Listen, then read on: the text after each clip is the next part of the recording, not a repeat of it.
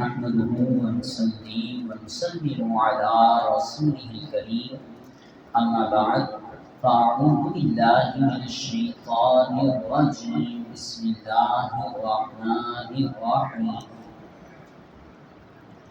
وأما بنعمة ربك فحدث صدق الله العلي العظيم وقد قال الله تبارك وتعالى في القرآن المجيد إن الله وملائكته يصلون على النبي يا أيها الذين آمنوا صلوا عليه وسلموا تسليما اللهم عنا سيدنا ومولانا محمدا باهر حضور جان رحمت شفاعت فرمانے والے آقا مکی مدنی مصطفیٰ صلی اللہ تعالیٰ علیہ وسلم نے ارشاد فرمایا کہ جو شخص صبح مجھ پر 10 مرتبہ درود پاک پڑھے اور شام مجھ پر 10 مرتبہ درود پاک پڑھے اسے قیامت کے دن میری شفاعت ملے گی۔ جس شفاعت کے طالب آدم اور عیسیٰ موسیٰ ابراہیم اور خلیل اللہ ہیں وہ شفاعت حاصل کرنا بہت ہی آسان طریقہ ہے۔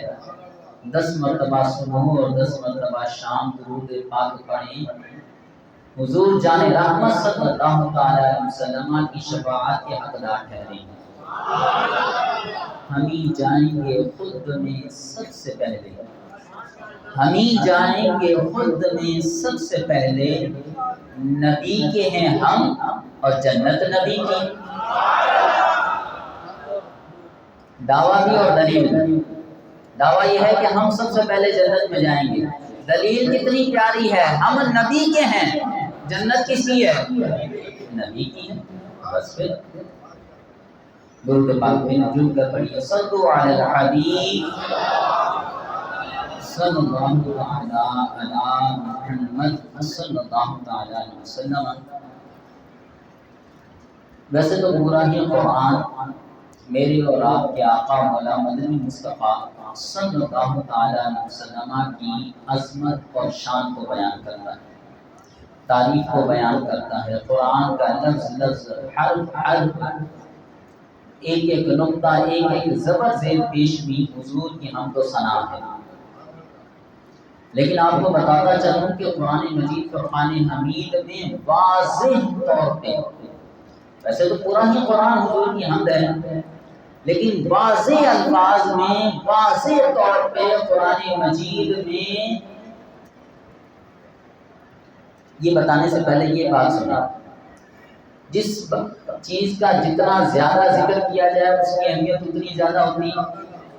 ایسے ہی ہے بھائی، نماز کا ذکر قرآن میں بار بار ہے، اہمیت زیادہ ہے۔ زکوٰۃ کا ذکر بار بار ہے، اسی طرح بہت سی چیزوں کا ذکر اللہ تعالیٰ نے بار بار فرمایا، کیوں؟ ان کی اہمیت زیادہ ہے۔ میرے اور آپ کے آقا مدنی مصطفیٰ صلی اللہ علیہ وسلم کا ذکر قرآن مجید میں واضح انداز میں اللہ تعالیٰ نے 7000 مرتبہ فرمایا۔ کتنی مرتبہ؟ 7000 مقامات پر حضور کا ذکر فرمایا۔ کہیں حضور کے چہرے کا ذکر ہے، حضور کی زلفوں کا ذکر ہے، حضور کے ناموں کا ذکر ہے، حضور جس شہر میں ہے وہاں کا ذکر ہے، جو ذرے آپ کے قدموں سے لگ جاتے ہیں ان ذروں کا ذکر ہے۔ کئی مقامات پہ اللہ تعالیٰ نے واضح انداز میں حضور کا ذکر فرمایا۔ اور جو میرا موضوع ہے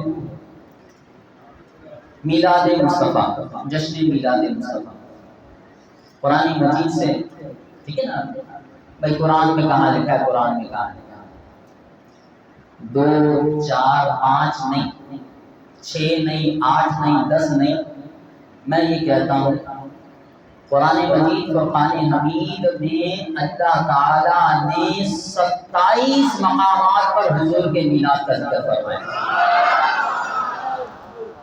تقریباً کا لفظ احتیاط کے لیے کہا، 27 مقامات پر۔ تم ایک مقام پوچھتے ہو، 2 پوچھتے ہو، 27 مقامات پہ حضور کا ذکر ہے، حضور کے میلاد کا ذکر ہے۔ وَأَمَّا بِنِعْمَةِ رَبِّكَ فَحَدِّثْ۔ سورہ دوحہ کی یہ آیت مبارکہ میں نے آپ کے سامنے تلاوت کی۔ سورہ دوحہ کیا شان ہے اس سورہ دوحہ کی، پوری سورت ہی حضور کی حمد و ثنا ہے، پوری سورت ہی حضور کی حمد و ثنا ہے۔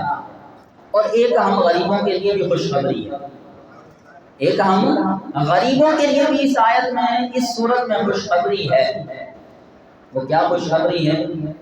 غریب، یتیم، بے سہارا، جن کو کوئی نہیں پوچھتا، اللہ تعالیٰ اپنے محبوب سے فرماتا ہے اے میرے محبوب، یہ بیچارے غریب جن کا کوئی سہارا نہیں، جن کو کوئی پوچھنے والا نہیں، آپ رحمت للعالمین ہیں، یہ آپ کے پاس نہ آئیں تو کدھر جائیں؟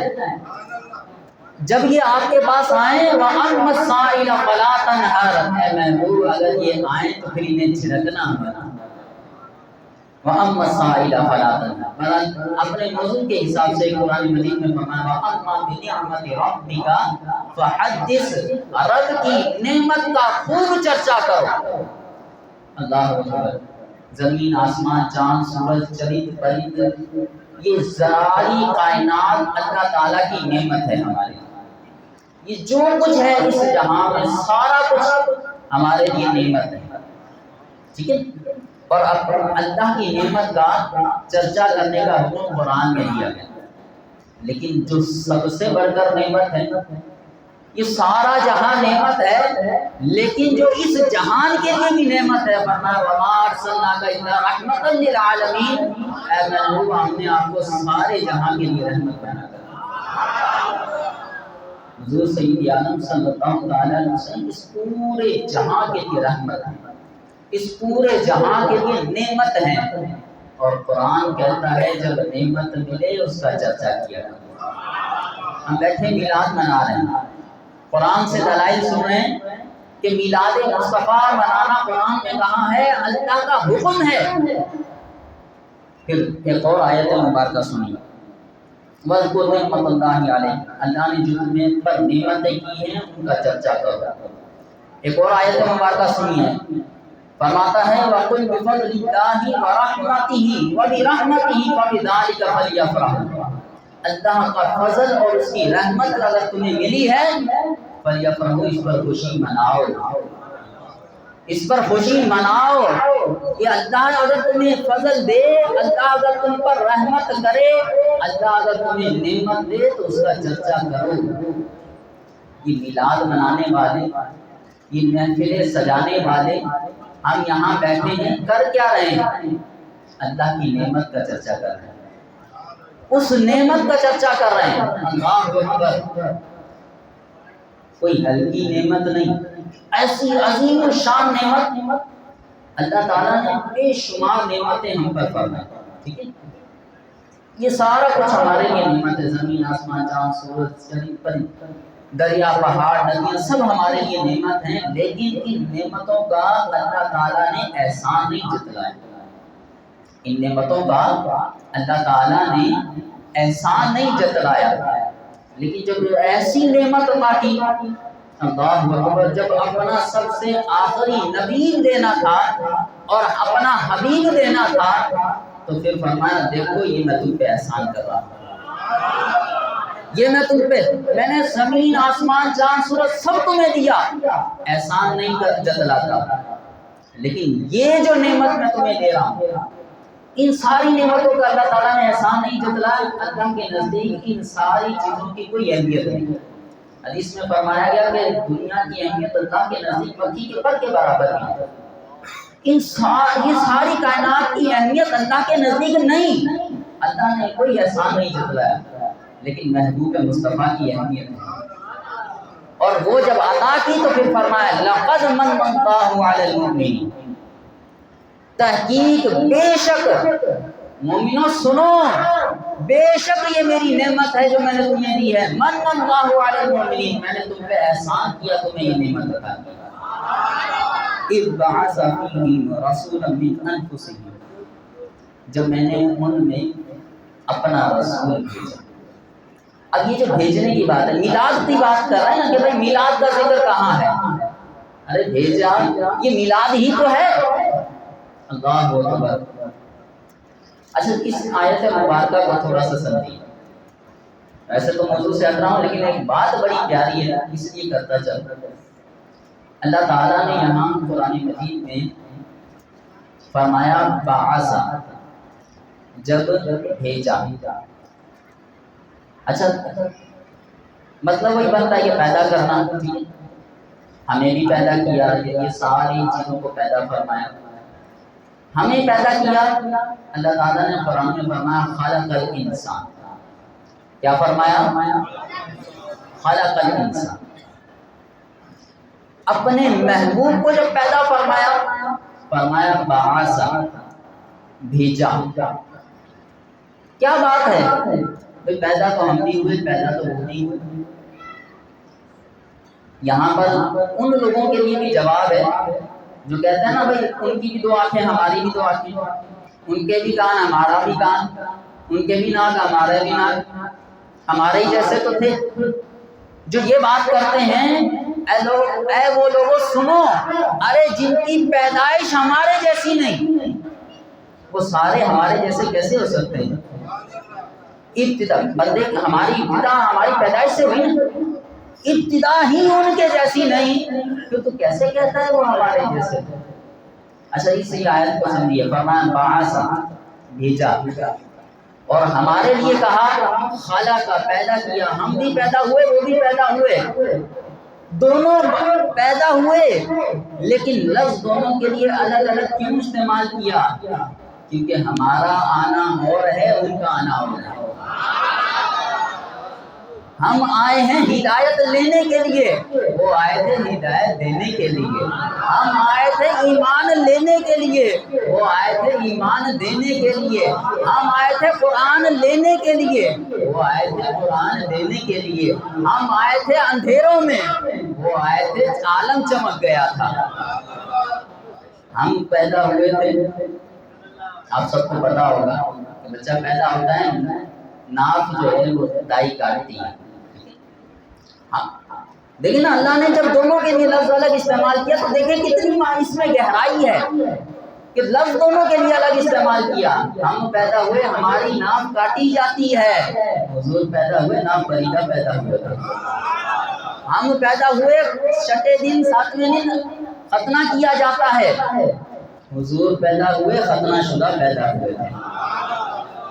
اللہ اکبر۔ اپنے موضوع کی طرف آتا ہوں، فرمایا اذ بعث، جب اپنے محبوب کو تمہاری طرف بھیجا۔ اللہ اکبر۔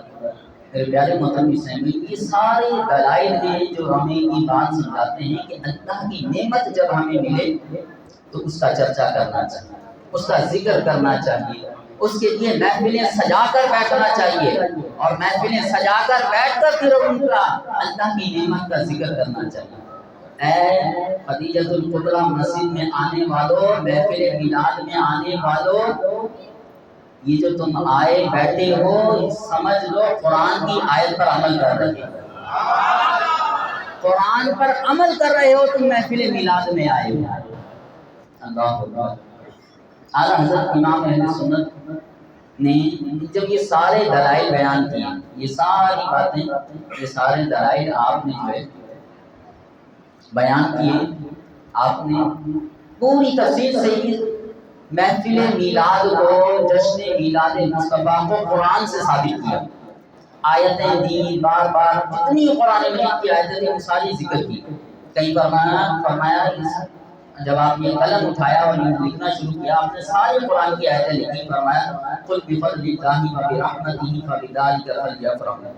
دوسرے مقام پر دوسری آیت میں فرمایا وذکرہم بایام اللہ، ایک اور مقام پہ فرمایا واما بنعمت ربک فحدث، ایک اور مقام پہ فرمایا انا ارسلناک شاہدا ومبشرا ونذیرا لتؤمنوا باللہ ورسولہ وتعزروہ وتوقروہ۔ یہ قرآن کی آیتیں میں آپ کے سامنے پڑھ کے بیان کروں جو اعلیٰ حضرت نے سارے قرآن کی آیتیں لکھی، اور قرآن کی آیتیں لکھ کر اب چونکہ اعلیٰ حضرت کی بات تھوڑی سی مشکل ہے، میں اپنے انداز میں آپ کو سمجھاتا ہوں۔ اعلیٰ حضرت نے یہ سارے قرآن کے دلائل دیے اور پھر کہا کہ دیکھو قرآن میں نعمت کا چرچا کرنا یہ مطلق ہے۔ یہ کیا ہے؟ مطلق ہے۔ المطلق یجری علی اطلاقہ، مطلق اپنے اطلاق پر جاری ہوتا ہے۔ اب شاید یہ باتیں آپ کو سمجھ آئیں، ہمارے مدرسے کے جامعہ کے طلباء بیٹھے ہیں، یہ تو یقیناً سمجھ رہے ہوں گے۔ یہ وہ باتیں ہیں کہ جو ان کے مدرسوں کی کتابوں میں پڑھائی جاتی ہے، ٹھیک ہے، یہ وہ باتیں ہیں، یہ وہ اصول ہے، اصول الشاشی اور دیگر اصول فقہ کی جو کتابیں ہیں ان میں یہ اصول لکھا ہوا ہے۔ یہی اصول آج بھی وہ اپنے مدرسوں میں بیٹھ کر پڑھتے ہیں۔ المطلق یجری علی اطلاقہ، جب مطلق حکم دیا جائے تو پھر مطلق ہی ہوتا ہے، اس میں کوئی خاص قید نہیں ہوتی، ٹھیک ہے۔ جب مطلق حکم دیا جائے، جب کہا گیا کہ نعمت کا چرچا کرو تو پھر جو بھی اللہ کی نعمت ہے اس کا چرچا کرو، مطلق حکم ہے۔ اعلیٰ حضرت نے یہ سارے دلائل لکھے اور یہ بات، یہ قاعدہ بیان کیا اور کہا المطلق یجری علی اطلاقہ، یہ وہ قانون ہے جو آج بھی مدرسوں میں پڑھایا جاتا ہے، اور کسی بھی مکتبہ فکر کا وہ شخص ہو، مدرسے میں جب وہ بیٹھے گا اصول فقہ پڑھے گا تو وہ یہ اصول پڑھے گا۔ پھر ایک یہاں بس ویسے ہی ایک بات کہہ رہا ہوں، پتہ نہیں کی گل ہے، مدرسیاں چ بیٹھ کے پڑھن گے پر عقل پھر بھی نہیں ہونی، تو بہرحال پڑھیں گے لیکن پھر بھی مانیں گے نہیں، آج بھی پڑھیں گے مانیں گے نہیں۔ المطلق یجری علی اطلاقہ، یہ اعلیٰ حضرت نے یہ بات لکھی اور کہا کہ جب قرآن میں مطلقاً حکم دیا گیا کہ اللہ کی نعمتوں کا چرچا کرو، تو پھر جب زمین آسمان چاند سورج کی نعمتوں کا بھی ہم چرچا کریں تو پھر جو ان سب سے بڑھ کر نعمت ہے، جو نعمتوں کی سردار ہے، جس کے لیے یہ ساری نعمتیں بنائی گئیں، ان کا چرچا نہ کریں ہم، ان کا ذکر نہ کریں ہم؟ کیا قرآن کی ان آیتوں میں اس نعمت کا ذکر نہیں ہوا گیا؟ اس کا مطلب یہ ہے کہ ان کا ذکر کریں گے، ان آیتوں پر عمل ہوگا، اللہ کے حکم پر عمل ہوگا۔ اعلیٰ حضرت مزید فرماتے ہیں، اللہ اکبر، اعلیٰ حضرت کہتے ہیں کہ چاہیے تو یہ تھا کہ اگر عقل اور دین ہوتا تو چاہیے تو یہ تھا کہ قرآن کی آیتوں کو پڑھتے اور ان اصولوں کو پڑھتے اور پھر ہمارے پاس آتے، ہماری محفلوں میں، ہماری مجلسوں میں، مجلس میلاد میں آ کر بیٹھتے اور دیکھتے کہ مجلس میلاد کس طرح منعقد کی گئی، اور پھر ہمیں بتاتے کہ جناب آپ نے جو مجلس منعقد کی، محفل میلاد کی، جشن میلاد مصطفیٰ منایا، بہترین انداز سے منایا، یہ والی جو بات تھی یہ نہیں کرنی تھی، یہ والی خرابی ہے، اس کو دور کر دیا جائے۔ بالکل صحیح بات ہے، ٹھیک ہے نا؟ قرآن کا حکم مطلقاً ہے تو ہونا تو یہ چاہیے تھا، اگر عقل اور دین ہوتی تو ایسا کرتے کہ قرآن کی آیتوں کو سمجھتے اور پھر ہمارے پاس آ کر کہتے کہ آپ جو محفل میلاد مناتے ہیں بہت اچھا کرتے ہیں، آپ جو جشن میلاد مصطفیٰ مناتے ہیں بہت اچھا کرتے ہیں۔ اگر کہیں کوئی غلطی، کوئی خلاف شرع کام نظر آ جائے تو اس کی نشاندہی کرتے ہیں، اس کو دور کیا جاتا ہے۔ اعلیٰ حضرت کہتے ہیں کہ لیکن نہیں، یہ میں اپنے انداز میں بتا رہا ہوں، الفاظ ان کے ٹھیٹھ وہ جو ہندوستان والی اردو تھی، میں اپنے الفاظوں میں بیان کر رہا ہوں۔ اعلیٰ حضرت کہتے ہیں لیکن نہیں، یہ ان کی خباثت دل ہے، یہ ان کا بد باطن ہے، یہ بد باطن ہے، کیونکہ جب جو برتن کے اندر ہوتا ہے وہی جھلکتا ہے۔ اعلیٰ حضرت کہتے ہیں کہ یہ ان کا بد باطن ہے کہ قرآن کی ان آیتوں کو سمجھتے نہیں ہیں، ہم پر آ کر اعتراضات کرتے ہیں، اور اعلیٰ حضرت کہتے ہیں اے مسلمانوں سنو، کیا یہ ہمیں کہتے ہیں کہ محفل میلاد کا ثبوت دو، جو کہتے تھے کہ حضور تو ہمارے جیسے ہیں، کیا یہ ہم سے دلیل مانگتے ہیں کہ جو کہتے تھے کہ حضور کی عزت تو ایسے ہی ہے جیسے گاؤں کا کوئی وڈیرا ہو؟ کیا یہ ہم سے دلیل مانگتے ہیں جو کہتے ہیں کہ یہ تو ہمارے بڑے بھائی جیسے ہی ہیں؟ کیا یہ ہم سے دلیل مانگتے ہیں جلوس میلاد پر، محفل میلاد پر، کہ جو کہتے ہیں کہ حضور کا علم غیب تو ایسا ہی ہے جیسے بچوں کو ہوتا ہے، جیسے جانوروں چوپایوں کو ہوتا ہے؟ کیا یہ ہم سے دلیل مانگتے ہیں؟ میرے پیارے محترم اسلامی اعلیٰ حضرت کی باتوں کو سمجھیے، اور اعلیٰ حضرت نے کہا ہے مسلمانوں ان کی باتوں میں مت آؤ، قرآن کی آیتوں پہ عمل کرو۔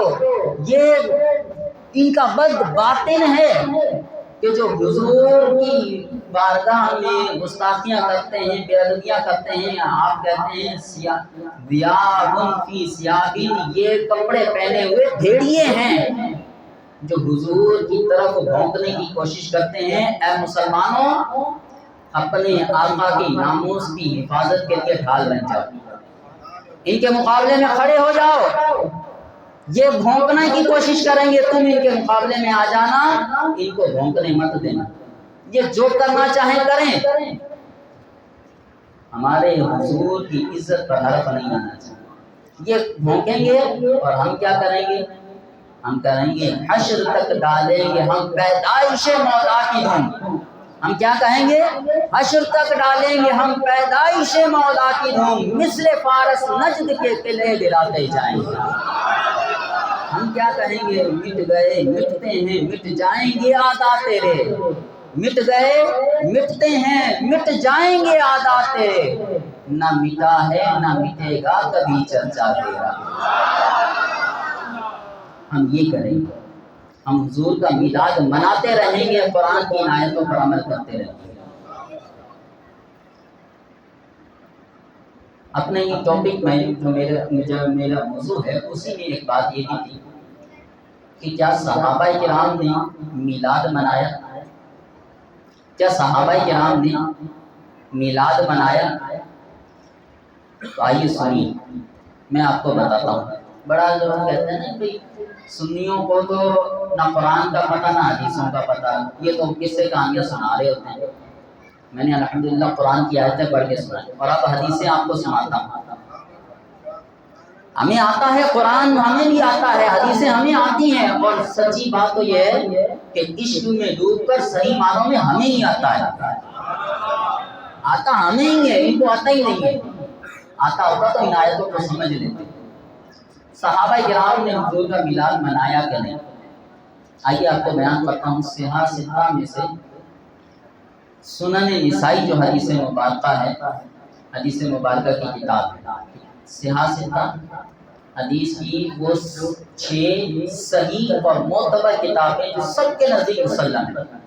صحاح ستہ کی 6 کتابیں ہیں، حدیث کی 6 کتابیں، ان میں سے کتاب کا نام ہے سنن نسائی۔ حدیث مبارکہ ہے، اور حدیث مبارکہ کیا ہے؟ راوی بیان کرتے ہیں کہ ایک مرتبہ حضور سید عالم صلی اللہ تعالیٰ علیہ وسلم اپنے حجرہ مبارکہ سے باہر تشریف لائے، مسجد میں داخل ہوئے، صحابہ کرام بیٹھے ہوئے تھے حلقہ بنا کے۔ آپ لوگ بھی آئے ہیں، اللہ اکبر، آپ صحابہ کی سنت پہ عمل کر رہے ہیں، خوش تو ہونا یار، صحابہ کی سنت پہ آپ عمل کر رہے ہیں۔ صحابہ بیٹھے ہوئے تھے، حضور باہر تشریف لائے، پوچھا اے میرے صحابہ یہاں کیوں بیٹھے ہو، کیا کر رہے ہو؟ اللہ اکبر، کیا صحابہ نے میلاد منایا؟ اب سنو، حضور کے آنے کا ذکر، حضور کا چرچا، یہی میلاد ہے نا؟ ٹھیک ہے۔ حضور نے پوچھا کیا کر رہے ہو؟ صحابہ نے عرض کی یا رسول اللہ، اللہ تبارک و تعالیٰ نے ہم یہاں اس مسجد میں جو بیٹھے ہیں، یہاں محفل میں بیٹھے ہیں، آپس میں جو باتیں کر رہے ہیں، تو ہم صرف اس لیے بیٹھے ہیں کہ ہم اللہ کا شکر ادا کر رہے ہیں۔ کس بات پہ شکر ادا کر رہے ہو؟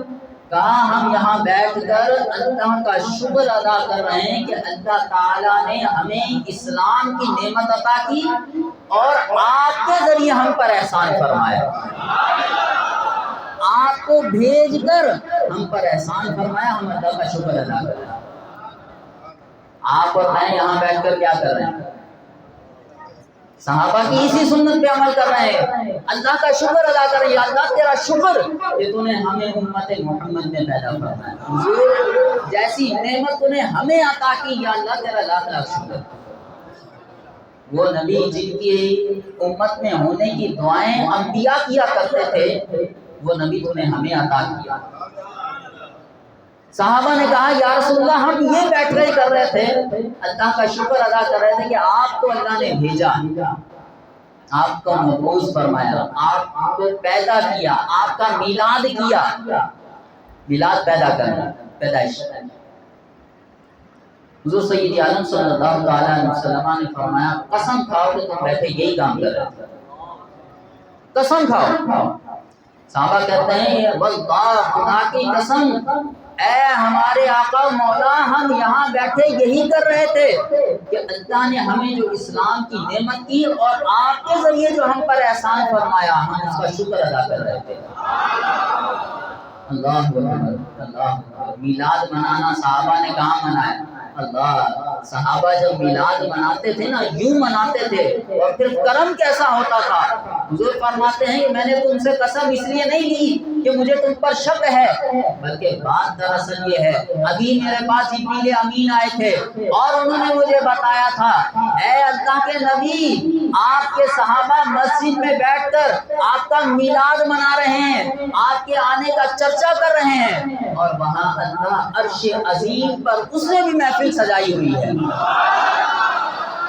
ان کی محفل اپنے انداز سے، رب کی محفل اس کے انداز سے، وہ اس کی قدرت اس کی مرضی جیسے اس کی محفل۔ عرش عظیم پر رب نے بھی محفل سجائی ہے، اور اس کی محفل میں اس کی مجلس میں فرشتے ہیں، اور ان فرشتوں کے سامنے اللہ، یہ جو باتیں ہیں نا کہ حضور کے آنے کا شکر ادا کرنا، حضور کے آنے کا شکریہ ادا کرنا، یہ کتنی عظیم بات ہے۔ اللہ تعالیٰ فرشتوں کے سامنے فخر کر رہا ہے، اے فرشتوں دیکھو میرے بندے میرے محبوب کے آنے کا شکریہ ادا کر رہا ہے۔ اللہ فرشتوں کے سامنے فخر کر رہا ہے، دیکھو میں نے اپنا محبوب بھیجا تو پھر جن کی طرف بھیجا وہ ناشکرے نہیں ہیں، قدردان ہیں، وہ بھی بیٹھے اللہ کا شکر ادا کر۔ اللہ اکبر۔ اسی طرح ایک اور حدیث مبارکہ بھی ہے، لیکن میرے خیال میں اگلے موضوع کی طرف ہمیں چلنا چاہیے۔ اس حدیث سے مختصر انداز میں بیان کرتا ہوں۔ یہ تو وہ ہے کہ جب حضور نے صحابہ سے پوچھا اور صحابہ حضور کا میلاد منا رہے تھے۔ چلیں اب وہ حدیث بیان کرتا ہوں، صحابہ کی موجودگی میں حضور خود اپنا میلاد منا رہے تھے۔ صحابہ نے کہاں منایا، کس حدیث میں لکھا ہے، کیسے لکھا ہے؟ بھائی آج کے دور میں یہ لائٹنگ ہے، یہ سارا کچھ ہے، تو بھائی صحابہ کے دور میں تھا ہی نہیں۔ بھئی یہ آپ لائٹنگ لگاتے ہو کہاں سے ثابت ہے، یہ جھنڈیاں لگائیں کہاں سے ثابت ہے، یہ کیا کہاں سے ثابت ہے؟ بھئی صحابہ کے دور میں یہ تھا ہی نہیں۔ میرا ایمان یہ کہتا ہے، میں ایک بات کئی کتاب میں نہیں لکھی ہوں، میں صرف اپنے دل سے یہ بات کہتا ہوں کہ اگر صحابہ کے دور میں یہ سب کچھ ہوتا، خدا کی قسم صحابہ یہ سب لگاتے ہیں، میرے ایمان کی بات ہے۔ حضور سید عالم صلی اللہ تعالیٰ علیہ وسلم نے اپنا میلاد خود منایا، صحابہ بیٹھے ہوئے تھے اور جو ہے وہ گفتگو کر رہے تھے آپس میں، انبیاء کی باتیں ہو رہی تھیں، کہ فلاں نبی یہ مقام، فلاں نبی یہ مقام، اس طرح آپس میں بیٹھے ہوئے باتیں کر رہے تھے۔ میں بس مختصر کرتا ہوں۔ حضور سید عالم صلی اللہ تعالیٰ علیہ وسلم تشریف لائے اور تشریف لا کر کے فرمایا کہ تم نے جو آدم کے بارے میں کہا بالکل ٹھیک کہا، آدم ایسا ہی ہے۔ تم نے جو موسیٰ کے بارے میں کہا بالکل ٹھیک کہا، موسیٰ ایسے ہی ہیں۔ تم نے عیسیٰ کے بارے میں جو کہا بالکل ٹھیک کہا، عیسیٰ ایسے ہی ہیں۔ لیکن سنو میں اللہ کا محبوب ہوں۔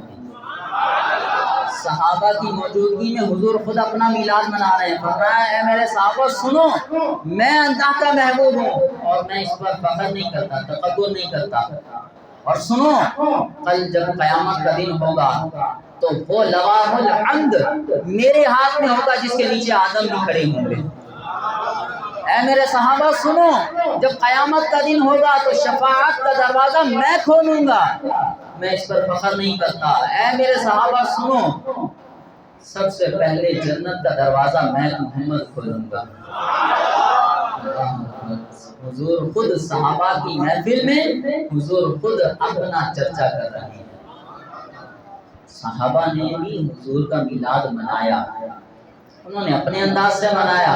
یہ چیزیں نہیں تھی اس وقت تو نہیں لگائیں، آج ہیں ہم لگاتے ہیں۔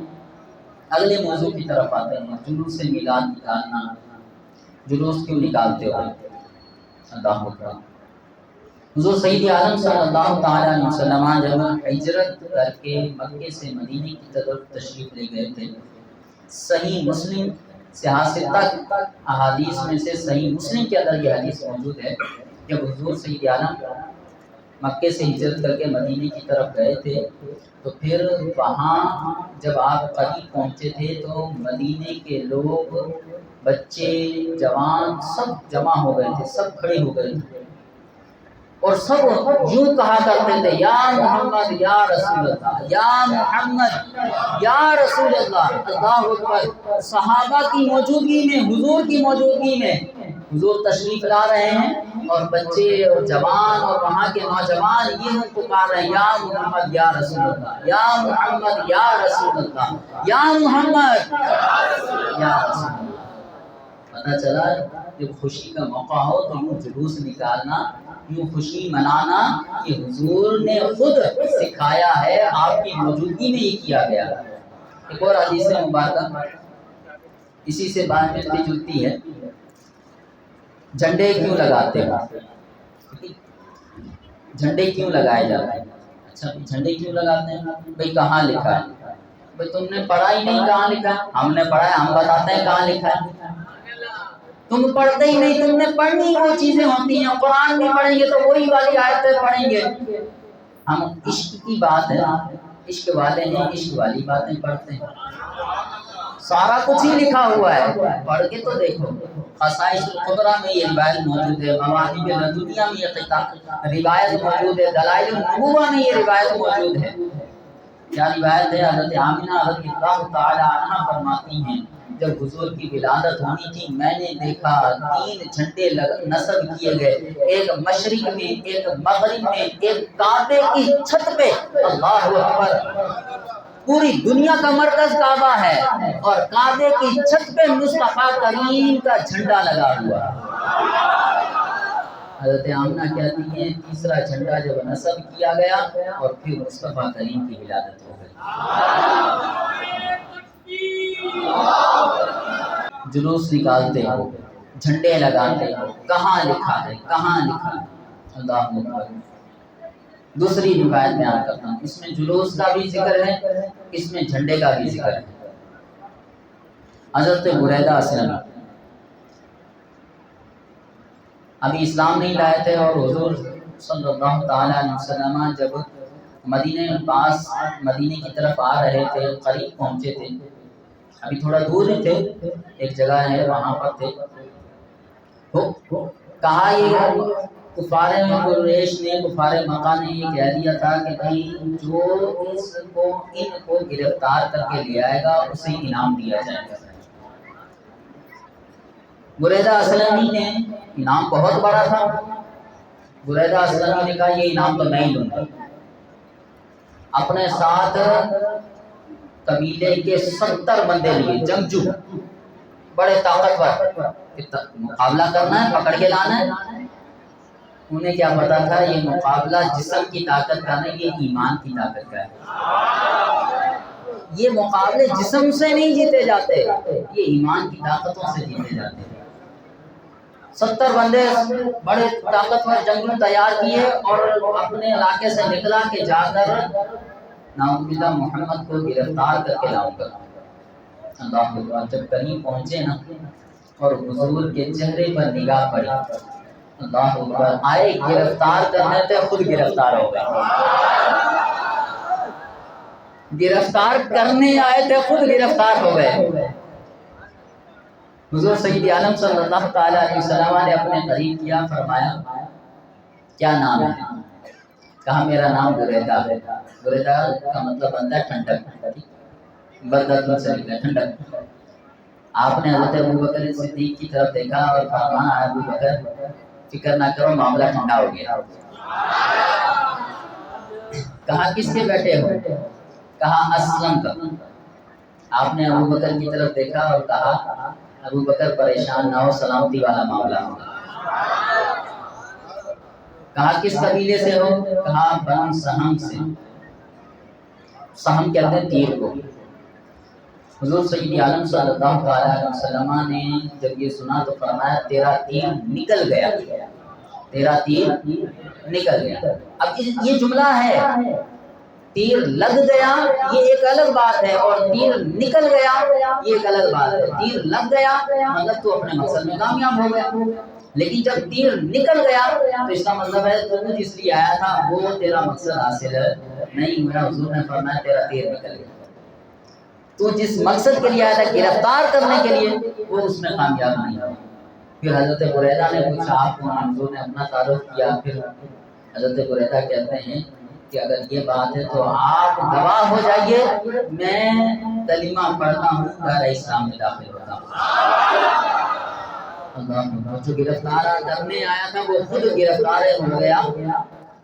اب حضور سید عالم صلی اللہ تعالی علیہ وسلم کو کہنے لگا یا رسول اللہ، آیا کچھ اور سوچ کے تھا، گرفتار کرنے کے لیے آیا تھا، یہ سوچ کے آیا تھا کہ نعوذ باللہ جس کو گرفتار کیا جاتا ہے ظاہر سی بات ہے اس کو ذلیل کیا جاتا ہے، ذلت کی جاتی ہے، بے حرمتی کی جاتی ہے، لیکن اب دار اسلام میں داخل ہو گیا تو جتنی نیتیں پہلے تھیں اب ان سب کے خلاف کرنا چاہتا ہوں۔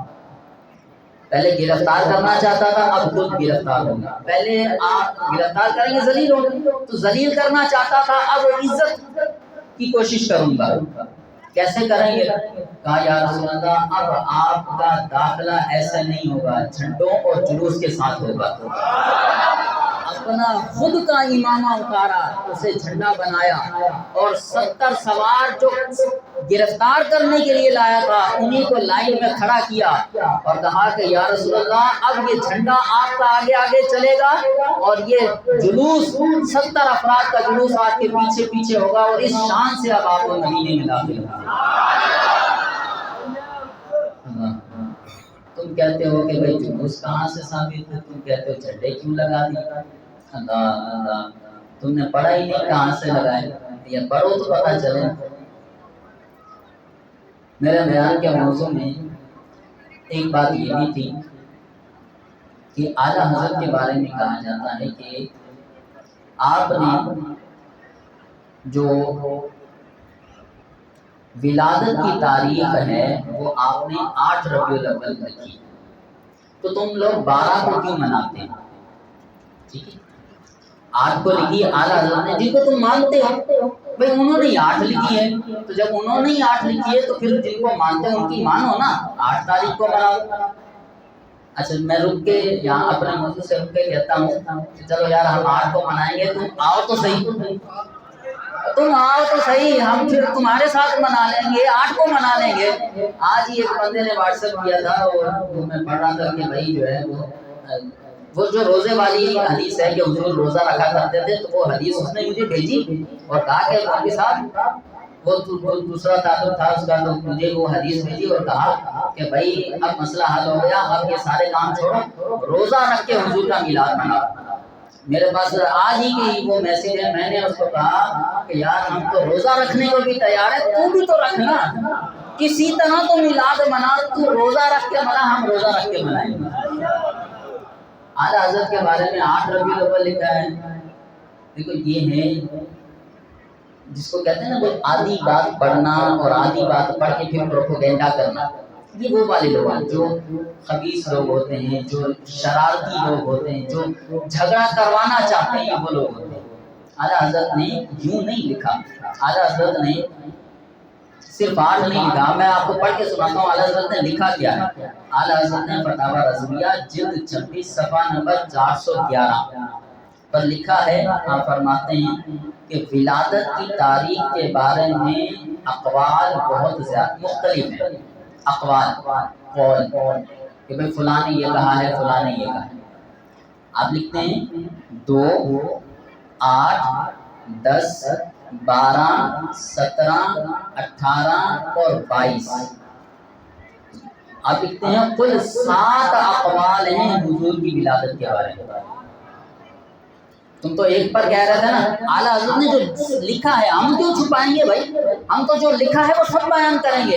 تم کہتے ہو صرف 8 لکھا ہے، نہیں صرف 8 نہیں لکھا، اعلیٰ حضرت نے جو لکھا ہے وہ یہ لکھا ہے۔ آپ نے ساری باتیں بیان کی اور پھر کہا مگر اشہر اکثر ماخوذ معتبر 12 تاریخ نہیں ہے۔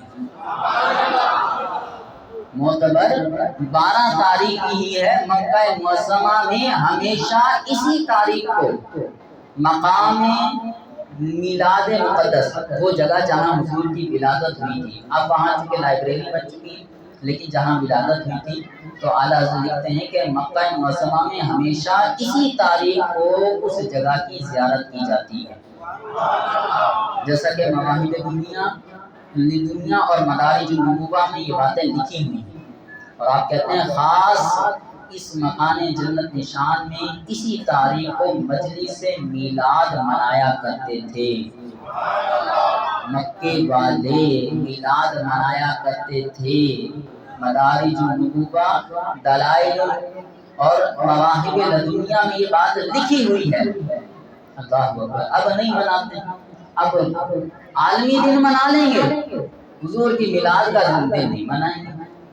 اب آپ سب کو پتہ لگ ہی گیا ہوگا، جھنڈیاں تو آپ سب نے دیکھی نہیں ہوں گی کہ مسجد حرام میں اپنے ملک کی جھنڈی لگانا جائز، مسجد حرام میں اپنا عالمی دن منانا جائز نہیں، تو حضور کا میلاد منانا جائز۔ جھنڈا تمہارا جھنڈا ہو تو لگانا جائز، حضور کا جھنڈا ہو تو ناجائز، کیسی باتیں کرتے تھے۔ اللہ اکبر۔ تو یہ بات ہے اعلیٰ حضرت نے جو لکھا ہے وہ یہ نہیں لکھا کہ صرف 8 ہے، اعلیٰ حضرت نے مختلف اقوال ذکر کیے تھے اور اس کے بعد پھر آپ نے اپنا بات بیان کی تھی۔ محقق یا جو مفتی ہوتا ہے اس کا یہ کام ہوتا ہے، وہ یہ مفتی کا یہ کام ہے کہ وہ بتائے کہ بھائی فلاں نے یہ کہا ہے، فلاں نے یہ کہا ہے، فلاں نے یہ کہا ہے، لیکن جو صحیح قول ہے وہ یہ ہے۔ تو اعلیٰ حضرت نے 12ویں تاریخ ہی کو معتبر اور مستند فرمایا ہے اور اسی کے مطابق ہمیں محفل میلاد منانی چاہیے۔ اچھا جی بھائی، محفل میلاد کس طرح منایا؟ وقت بھی بالکل کم ہے اور 2 ٹاپک میرے خیال میں اور بھی رہ گئے ہیں۔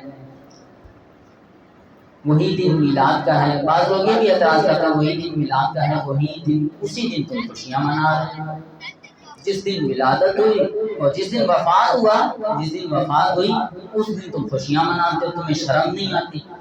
اللہ دیکھیں جی، حضور کی میلاد کی خوشی ہمیں بہت زیادہ ہے۔ بھائی ہمیں تو ہے، تمہیں نہیں ہے تو نہ، ہمیں تو حضور کی میلاد کی خوشی بہت زیادہ ہے، لیکن سچی بات یہ ہے کہ جتنی حضور کی ولادت کی خوشی ہے اتنا ہی حضور کا ہم سے رخصت ہو جانا، ہماری آنکھوں سے دور ہو جانا، اس کا غم بھی ہے، اس کا دکھ بھی ہے، یقیناً ہے، یقیناً ہے۔ ارے وہ صحابہ کیا شان والے تھے، حضور کو اپنی آنکھوں سے دیکھا کرتے تھے، ہم کتنے بد نصیب ہے، حضور کو اپنی آنکھوں سے نہیں دیکھ پا رہے۔ تو دکھ تو ہے، غم تو ہے، واقعی ہے، لیکن مسئلہ یہ ہے کہ شریعت نے ہمارے منہ پہ لگام ڈالی ہے، شریعت نے ہم پر لگام دی ہوئی ہے۔ جب خوشی کا موقع ہو تو ہمیں خوشی منانے کا حکم دیا گیا ہے، لیکن جب غم کا موقع ہو تو پھر ہمیں صبر کرنے کا حکم دیا گیا ہے۔ ہمیں تلقین کی گئی ہے کہ پھر صبر کیا جائے۔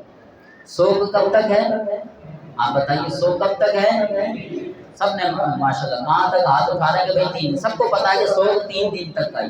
یہ شریعت کی لگام ہے ہمارے اوپر، کہ جس کی وجہ سے ہم حضور کا جانے کا غم اس انداز سے نہیں مناتے۔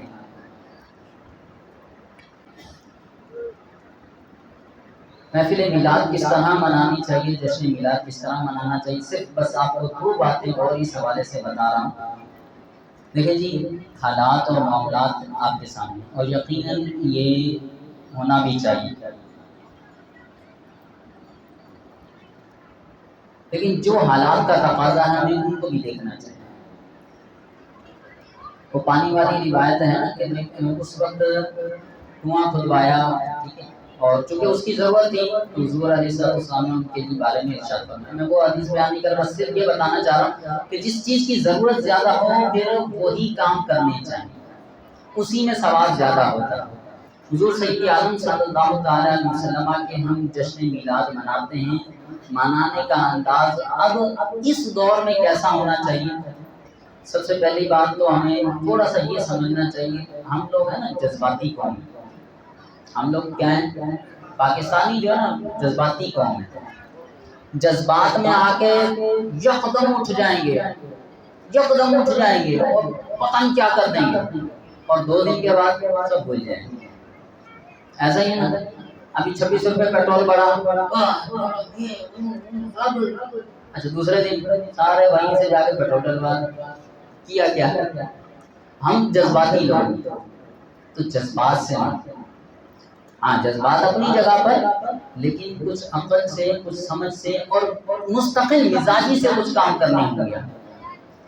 آج وہ دور ہے کہ مختلف مواقع پر، مختلف جگہوں پر حضور سید عالم صلی اللہ تعالی علیہ وسلم کی ناموس پر ڈاکے ڈالے جا رہے ہیں، مختلف انداز سے بار بار بار بار بار یہ کیا جاتا ہے، چھیڑنے کی کوشش کی جاتی ہے۔ ہم بھی جب پہلے دن سنتے ہیں تو بڑا جذبہ آتا ہے، بڑا جوش آتا ہے، جذبہ ہوتا ہے یار ایسے کیسے کر دیا، دوسرے دن سب بھول بھال کے پھر اپنے کاموں میں۔ یہاں ہمیں محفل میلاد ہمیں یہ بھی منانی چاہیے کہ مستقل طور پہ پہاڑ بن کے حضور کی عزت کی حفاظت کرنے کے لیے کھڑے ہو جائیں۔ یہ بھی محفل میلاد ہے، یہ بھی حضور کی میلاد ہے کہ حضور کی عزت کی حفاظت کے لیے پہاڑ بن کے کھڑے ہو جائیں۔ صرف جوش اور جذبے میں 1 اور 2 دن نہیں، مستقل کھڑے ہوں۔ آپ دیکھیں نا قانونی جو بھی یہ معاملات پاکستان میں بھی ہوئے جا رہے ہیں کچھ وقت یہ بات، اس کے بارے میں ہم مستقل قانون کیوں نہیں بنا رہے ہیں؟ وجہ وہی ہے، جب کوئی معاملہ ہوتا ہے جذبے میں آتے ہیں، قانون بنانے کے لیے عدالتوں میں جانے کے لیے ایک صبر چاہیے، ایک وقت چاہیے، ایک مستقل مزاجی سے کام کرنا پڑے گا، MNA وغیرہ ان کے پاس جانا پڑے گا، قانون پاس ہوگا، ایک لمبا پروسیس ہے۔ ہم لوگ جذباتی لوگ ہیں، ایک دن اٹھیں گے جذبات آ جائیں گے، اگلے دن بیٹھ جائیں گے۔ تو یہی وجہ ہے پاکستان میں اس طرح کے معاملات پر کوئی مستقل قانون کیوں نہیں بن رہا۔ ہم صرف ایک دن جذبہ دکھاتے ہیں اور اس کے بعد بیٹھ جاتے ہیں۔